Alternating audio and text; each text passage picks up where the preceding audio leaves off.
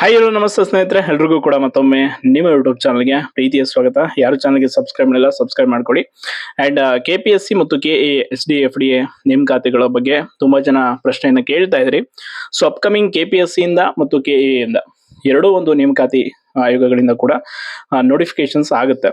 So ಒಂದು ಸಮಸ್ಯೆ and ಒಂದು ಗೊಂದಲ ಇರುವಂತದ್ದು ಏನು ಅಂತಂದ್ರೆ, ಈ KPSC FDA SDA ಪರೀಕ್ಷೆಗೆ ಸಿದ್ಧತೆ ಮಾಡ್ತಾ ಇರುವವರಲ್ಲಿ ಒಂದು ಈಗ ಭಯ ಮನೆ ಮಾಡಿರುವಂಥದ್ದು ಏನು ಅಂತಂದ್ರೆ, ಈ ಸಿಲೆಬಸ್ ಅಂದ್ರೆ ಪಠ್ಯಕ್ರಮ ಏನಾದರೂ ಬದಲಾವಣೆ ಆಗುತ್ತಾ ಅಂತಂದ್ರೆ, ಈ ಬಗ್ಗೆ ನೋಡಿ ಇದುವರೆಗೂ ಯಾವುದೇ ಅಧಿಕೃತವಾದಂತ ಸ್ಪಷ್ಟನೆ ಆಗಿರ್ಬೋದು ಎಲ್ಲೂ ಕೂಡ ಮಾಹಿತಿ ಸಿಕ್ಕಿಲ್ಲ. ಅಂಡ್ ಬದಲಾವಣೆ ಆಗೋ ಬಗ್ಗೆ ಕೂಡ ಸದ್ಯಕ್ಕೆ ಯಾವುದೇ ಒಂದು ಡಿಸ್ಕಷನ್ ಇಲ್ಲ. ಬಟ್ ಇವ್ರು ಏನ್ ಮಾಡ್ಬಿಡ್ತಾರೆ ಸಮ್ ಟೈಮ್ಸ್ ಅಂತಂದ್ರೆ, ಸಡನ್ ಆಗಿ ಇನ್ನೇನು ನೇಮಕಾತಿ ಆಗೋ ಸಂದರ್ಭದಲ್ಲಿ ಏನಾದ್ರು ಸಿಲೆಬಸ್ ಬದಲಾವಣೆ ಬಗ್ಗೆ ಮಾಹಿತಿ ಕೊಟ್ಬಿಟ್ರೆ ಅದು ತೀರಾ ಸಮಸ್ಯೆ ಆಗ್ಬಿಡುತ್ತೆ. ಯಾಕೆ ಅಂತಂದ್ರೆ ನೋಡಿ, KPSC SD FDA ಸಿಲೆಬಸ್ಸೇ ಬೇರೆ, KAA SD FDA ಸಿಲೆಬಸ್ಸೇ ಬೇರೆ. ಈಗ KAA SD FDA ಸಿಲೆಬಸ್ ಏನಿದೆ ನಿಮ್ಗೆ ಗೊತ್ತಿದೆ. ಪೇಪರ್ 1 GK ಇರುತ್ತೆ, ಪೇಪರ್ 2 ಕಮ್ಯುನಿಕೇಶನ್ ಪೇಪರ್. ಅಂದ್ರೆ ಅದರಲ್ಲಿ ಒಂದು ಕನ್ನಡ ಗ್ರಾಮರು, ಇಂಗ್ಲಿಷ್ ಗ್ರಾಮರು ಮತ್ತು ಕಂಪ್ಯೂಟರ್ ವಿಷಯಕ್ಕೆ ಸಂಬಂಧಪಟ್ಟಾಗ ಪ್ರಶ್ನೆಗಳನ್ನು ಕೇಳ್ತಾರೆ. But KPSC SD FDA different. ಅಲ್ಲಿ ನಿಮಗೆ ಒಂದು ಕಡ್ಡಾಯ Kannada paper same as it is, ಒಂದು ಕಡ್ಡಾಯ ಕನ್ನಡ, ಆಮೇಲೆ ಪೇಪರ್ 1 GK, ಪೇಪರ್ 2 ಹೆಂಗಿರುತ್ತೆ ಅಂದ್ರೆ ಒಂದು ಕಂಪ್ಲೀಟ್ ಕನ್ನಡ ಗ್ರಾಮರ್ ಆದ್ರೂ ಇರುತ್ತೆ, ಇಲ್ಲ ಜನರಲ್ ಇಂಗ್ಲಿಷ್ ಆದ್ರೂ ಇರುತ್ತೆ. ಅಂದ್ರೆ ಒಂದು ಪತ್ರಿಕೆಯಲ್ಲಿ ಏನು ಪ್ರಶ್ನೆಗಳಿರುತ್ತೆ ಪೇಪರ್ 2 ಅಲ್ಲಿ, ಕಂಪ್ಯೂಟರ್ ಕನ್ನಡ ಇಂಗ್ಲಿಷ್ ರೀತಿ ಮಿಕ್ಸ್ ಇರಲ್ಲ. ಕಂಪ್ಲೀಟ್ ಕನ್ನಡ ಗ್ರಾಮರ್ ಆದ್ರೂ ಇರುತ್ತೆ, ಇಂಗ್ಲಿಷ್ ಗ್ರಾಮರ್ ಅಂದ್ರೆ ಆಯ್ಕೆ ಮಾಡ್ಕೊಳ್ಬೋದು. ನೀವು ಇಂಗ್ಲಿಷ್ ಆಗಿದ್ರೆ ಇಂಗ್ಲಿಷ್ ಪೇಪರ್ನ ತಗೊಳ್ಬಹುದು, ಕನ್ನಡ ಆಗಿದ್ರೆ ಕನ್ನಡ ತಗೊಳ್ಬಹುದು. ಈ ರೀತಿ ಇರುತ್ತೆ. ಅದನ್ನ ಏನಾದ್ರೂ ಸೇಮ್ ಆಸ್ ಇಟ್ ಈಸ್ ಈಗ KA ಅದೇನ್ ನಡೀತಾ ಇದೆ ಅದೇ ರೀತಿ ಮಾಡಕ್ ಹೊರಟಿದಾರ ಅಥವಾ ಮಾಡ್ತಾರ ಅನ್ನೋಂತ ಒಂದಿಷ್ಟು ಗೊಂದಲಗಳಿದೆ ನೋಡಿ. ಅದಕ್ಕೆ ಕ್ಲಾರಿಟಿಯನ್ನ ಸಂಬಂಧಪಟ್ಟ ಪರೀಕ್ಷಾ ಪ್ರಾಧಿಕಾರ ಅಂದ್ರೆ ಈಗ ಏನು ಪರೀಕ್ಷೆ ನಡೆಸುವ ಆಯೋಗ ಆಗಿರ್ಬೋದು, ಸಂಬಂಧಪಟ್ಟವರು ಮಾಹಿತಿಯನ್ನ ಕೊಡಬೇಕು. ಅದಕ್ಕೆ ಈಗಾಗಲೇ ತುಂಬಾ ಜನ ಈ ಹಿಂದೆ RTAನ ಹಾಕಿ ಮಾಹಿತಿ ಕೇಳಿದಾಗ ಅದರ ಬಗ್ಗೆ ಯಾವುದು ಬದಲಾವಣೆ ಬಗ್ಗೆ ಸಂಪೂರ್ಣವಾದಂತ ಖಚಿತತೆಯನ್ನ ನೀಡಿಲ್ಲ. ಈ ಬಾರಿ ದೊಡ್ಡ ನೇಮಕಾತಿ ಇದೆ. ಅಂದ್ರೆ 1500ಕ್ಕೂ ಹೆಚ್ಚು SD FDA ಹುದ್ದೆಗಳು ಬೇರೆ ಬೇರೆ ಈಗ ಆಲ್ರೆಡಿ ವಾಣಿಜ್ಯ ತೆರಿಗೆ, ಕಂದಾಯ ಇಲಾಖೆಗಳಿಗೆ ಖಾಲಿ ಇರುವಂತಹ ಹುದ್ದೆಗಳಿಗೆ ಭರ್ತಿಗೆ ಆರ್ಥಿಕ ಇಲಾಖೆ ಅನುಮೋದನೆ ಕೊಟ್ಟಾಗಿದೆ. ಸೊ ಅದಕ್ಕೆ ಇನ್ನೊಂದು ಸಮಸ್ಯೆ ಅಂತಂದ್ರೆ, ಈ ಬಾರಿ ಏಜ್ ರಿಲ್ಯಾಕ್ಸೇಷನ್ ಕೊಟ್ಟಿದ್ದಾರೆ 5 years. ಸೊ ತುಂಬಾ ಜನ ಆಸ್ಪಿರೆಂಟ್ಸು ಕೊನೆಯ ಅಟೆಂಪ್ಟ್ ಇರುವಂತವ್ರು, ಕೊನೆಯ ಈ ಬಾರಿ ಪರೀಕ್ಷೆನ ಅಟೆಂಡ್ ಮಾಡ್ತಾ ಇರುವಂತವ್ರಿಗೆ ಇದೇ ಭಯ, ಎಲ್ಲಿ ಸಿಲೆಬಸ್ ಅಲ್ಲಿ ಏನಾದ್ರು ಬದಲಾವಣೆ ಮಾಡ್ತಾರ ಅಂತ. ಯಾಕಂದ್ರೆ ಇಷ್ಟು ದಿನದಿಂದ ಈಗ ಅದೇ ಸಿಲೆಬಸ್ ನ ಓದ್ಕೊಂಡ್ ಬಂದಿರ್ತಾರೆ, ಸಡನ್ ಆಗಿ ಬದಲಾವಣೆ ಆದ್ರೆ ಹೆಂಗೆ ಅಂತ. ಬಟ್ ಆ ರೀತಿ ಇನ್ನೂ ಯಾವುದು ಕನ್ಫರ್ಮೇಶನ್ ಇಲ್ಲ. ಸೊ ಈ ಬಗ್ಗೆ ಸ್ಪಷ್ಟನೆ ಸಿಗೋದಾದ್ರೆ ಈಗಲೇ ನಾವು ಪಡ್ಕೊಳ್ಬೇಕಿಲ್ಲ ಅಂತಂದ್ರೆ ಸಮಸ್ಯೆ ಆಗುತ್ತೆ.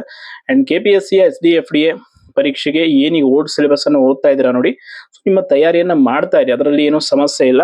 ಬಟ್ KA ಅದ್ ಮಾತ್ರ ಆಸ್ ಇಟ್ ಈಸ್ ನಿಮ್ಗೆ ಗೊತ್ತಿದೆ ಸೇಮ್. ಅದು ತುಂಬಾ ಜನಕ್ಕೆ ಹೊಸದಾಗಿ ಪರೀಕ್ಷೆ, ಈಗ ಹೊಸದಾಗಿ ಕಾಂಪಿಟೇಟಿವ್ ಫೀಲ್ಡ್ ಬಂದವರಿಗೆ ಇಲ್ಲಿ ತುಂಬಾ ಜನ ಅನ್ಕೊಂಡ್ಬಿಡ್ತಾರೆ, ನನಗೆ ಈ ಪ್ರಶ್ನೆ ಕೇಳ್ತಾ ಇದೆ, ಅಲ್ಲ KA ಅದ್ ನೋಡಿದ್ರೆ ಈ ರೀತಿ ಇದೆ, KPSC ಯಾಕೆ ಹಂಗಿರುತ್ತೆ, ಅದು ಹಂಗೆ ಇರುತ್ತೆ ಅಂತ. But old question paper syllabus ಎಲ್ಲ ತೆಗೆದು ನೋಡಿ. ಸೊ ಬೇರೆನೇ ಇದೆ ಸಿಲೆಬಸ್. ಅಂಡ್ ಈ ಬಾರಿ ಕಾಂಪಿಟೇಷನ್ ವೆರಿ ಹೈ ಇರುತ್ತೆ. ಯಾಕೆ ಅಂತಂದ್ರೆ ಏಜ್ ರಿಲ್ಯಾಕ್ಸೇಷನ್ ಒಂದು, ಅಂಡ್ ತುಂಬಾ ದಿನಗಳಿಂದ ಯಾವ ನೇಮಕಾತಿಗಳಿಲ್ಲ. ಯಾವ್ದು ಫಸ್ಟ್ ಬಿಡ್ತಾರೋ ಎಲ್ಲರೂ ಅಪ್ಲಿಕೇಶನ್ ಆಗಿ ಬರೀತಾ ಇರ್ತಾರೆ ಈ ಬಾರಿ. ಸೊ ಚೆನ್ನಾಗಿ ಪ್ರಿಪರೇಷನ್ ಮಾಡಿ. ಈಗ ಆಲ್ರೆಡಿ KA ಕೆಲವೊಂದಿಷ್ಟು ನೇಮಕಾತಿ ಆಗಿದೆ, ಇನ್ನು ಅಪ್ಕಮಿಂಗ್ VAO ಬೇರೆ ಬೇರೆ ಆಗೋದಿದೆ ನೋಡಿ. 12ನೇ ತಾರೀಕಿನ ನಂತರ ಏನಾಗಬಹುದು ಅನ್ನುವಂಥದ್ದು ಗೊತ್ತಾಗುತ್ತೆ. ಈಗಾಗಲೇ ಅಲೆಮಾರಿ ಸಮುದಾಯದ ಕೂಡ ಇವತ್ತು ಕೇಸ್ ವಿಚಾರಣೆ ಇತ್ತು, ಅದ್ರ ಬಗ್ಗೆ ನಾನು ತಿಳಿಸ್ತೀನಿ. ಅದು ಕೂಡ ಸ್ಟೇ ಇತ್ತು, ಅದು ವೆಕೇಟ್ ಮಾಡುವಂತ ಸಾಧ್ಯತೆ ಇದೆ, ನೋಡೋಣ. ಬಟ್ ಏನಾಗುತ್ತೋ ಗೊತ್ತಿಲ್ಲ. ಅಂಡ್ ಒಳ ಮೀಸಲಾತಿದು ಕೂಡ ಅಷ್ಟೇ, ಅದು ಬಗೆಹರಿಯದ ಸಮಸ್ಯೆ, ಅದು ಹಂಗೆ ಹೋಗ್ತಾ ಇದೆ. ಇನ್ನು KPSC ಅವರು ಅಂಡ್ KA ಅವರು ಕೆಲವೊಂದಿಷ್ಟು ಪ್ರಸ್ತಾವನೆಗಳನ್ನ, ಅಂದ್ರೆ KPSC ಅವರು ಕೂಡ ಕೆಲವೊಂದು ಪ್ರಸ್ತಾವನೆಗಳನ್ನ ಈಗ ಆಲ್ರೆಡಿ ತೆಗೆದುಕೊಳ್ತಾ ಇದ್ದಾರೆ SD FDA. ಹಾಗಾಗಿ ನೇಮಕಾತಿ ಆಗುವಂತ ಸಾಧ್ಯತೆ ಹೆಚ್ಚಿದೆ. ಸರ್ಕಾರ ಕೂಡ ನ್ಯಾಯಾಲಯಕ್ಕೆ ಅರ್ಜಿಯನ್ನು ಹಾಕೊಂಡಿದೆ, ನಮ್ಗೆ ನೇಮಕಾತಿ ಮಾಡೋದಕ್ಕೆ ಅವಕಾಶವನ್ನು ಕೊಡಿ ಅಂತ. ಸೊ ಸಾಧ್ಯತೆಗಳು ಹೆಚ್ಚಿರೋದ್ರಿಂದ ನಿಮ್ಗೆ ಆಗಾಗ ಸ್ಪಷ್ಟನೆಯನ್ನ ಕೊಡ್ತಾ ಇರ್ತೀನಿ.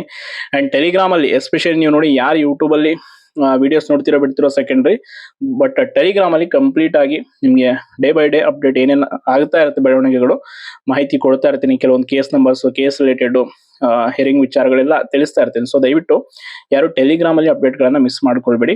ಸೊ ಯಾರೇನು ಜಾಯ್ನ್ ಆಗಿಲ್ಲ ದಯವಿಟ್ಟು ಜಾಯ್ನ್ ಆಗಿ. ಅಂಡ್ ಮುಂಬರುವಂತ ಕೆಲವೊಂದಿಷ್ಟು ಬೆಳವಣಿಗೆಗಳು ಏನೇನು ಆಗಬಹುದು, ಈಗ ಮಧ್ಯಪ್ರದೇಶ ಕೋರ್ಟ್ದು ಮತ್ತೆ ಫೆಬ್ರವರಿ 4ನೇ ತಾರೀಕು ವಿಚಾರಣೆನ ಮುಂದೂಡಲಾಗಿದೆ. ನಮ್ಮ ರಾಜ್ಯದ್ದು 12ನೇ ತಾರೀಕಿದೆ. ಬೇರೆ ಬೇರೆ ಅಪ್ಡೇಟ್ಸ್ಗಳು ತಿಳಿಸ್ತಾ ಇರ್ತೀನಿ. ಅಂಡ್ ಬೇಕಿದ್ದಂಥವ್ರು ಖಂಡಿತವಾಗಿ ವಿಷಯಗಳನ್ನ ತಿಳ್ಕೊಳ್ತಿರ್ತಾರೆ, ಬೇಡದೇ ಇರುವಂತವ್ರು ಬಿಡ್ತಾ ಇರ್ತಾರೆ, ಸ್ಕಿಪ್ ಮಾಡ್ತಾ ಇರ್ತಾರೆ. ಇನ್ನೊಂದು, ನಮ್ಮಲ್ಲಿ ಊಹಾಪೋಹಗಳನ್ನ ಅದೇನು ಇಲ್ಲ. ತುಂಬ ಒಳ್ಳೆ ಟೀಮ್ ಇದೆ, ಒಳ್ಳೆ ರಿಸರ್ಚ್ ಮಾಡ್ತಾರೆ, ಇನ್ಫಾರ್ಮೇಷನ್ ತುಂಬ ಅಥೆಂಟಿಕ್ ಆಗಿ ಬೇರೆ ಬೇರೆ ಮೂಲಗಳಿಂದ, ತುಂಬ ಖಚಿತ ಮೂಲಗಳಿಂದ, ಕೆಲವೊಂದು ಸರ್ಕಾರದಲ್ಲಿ ಅತ್ಯಾಪ್ತವಾಗಿರುವಂಥ ಕೆಲವೊಂದಿಷ್ಟು ಅಧಿಕಾರಿಗಳು ಒಂದು ಒಳ್ಳೆ ಸ್ನೇಹ ಬಳಗದಿಂದ ಮಾಹಿತಿಯನ್ನು ಪಡ್ಕೊಂಡು, ಸೊ ಆ ಮಾಹಿತಿಯನ್ನ ನಿಮ್ಮೊಟ್ಟಿಗೆ ಹಂಚಿಕೊಳ್ಳುವಂತ ಪ್ರಯತ್ನ ಆಗುತ್ತೆ. ಅಂಡ್ RTI ಕಾಪೀಸ್ ಕೂಡ ಅಷ್ಟೇ. ಈಗ RTI ಹಾಕ್ಬಿಟ್ಟು ಅಲ್ಲಿ ಕೆಲವೊಂದು ಮಾಹಿತಿಗಳನ್ನ ತೆಗೆದುಕೊಂಡು ಅದನ್ನು ಕೂಡ ಹಂಚಿಕೊಳ್ಳುವಂತ ಕೆಲಸ ಆಗುತ್ತೆ. ಹಂಗಾಗಿ ಯಾರು ಟೆಲಿಗ್ರಾಮ್ ಅಲ್ಲಿ ಇಲ್ಲ, ದಯವಿಟ್ಟು ಜಾಯ್ನ್ ಆಗಿ ಅಂತ ಹೇಳ್ತಾ, ಒಟ್ಟಾರೆಯಾಗಿ KA SD FDA ಕುರಿತು ಸೊ ಈ ನೇಮಕಾತಿ ಗೊಂದಲದ ಬಗ್ಗೆ ಏನಾದರೂ ಸಮಸ್ಯೆ ಇದ್ರೆ ಕಮೆಂಟ್ ಮಾಡಿ ತಿಳಿಸಿ. ಸಿಲೆಬಸ್ ಅಂತೂ ಕ್ಲಿಯರ್ ಆಗಿ ಹೇಳ್ಬಿಟ್ಟಿದ್ದೀನಿ ಅಂತ ಹೇಳ್ತಾ ಧನ್ಯವಾದಗಳು.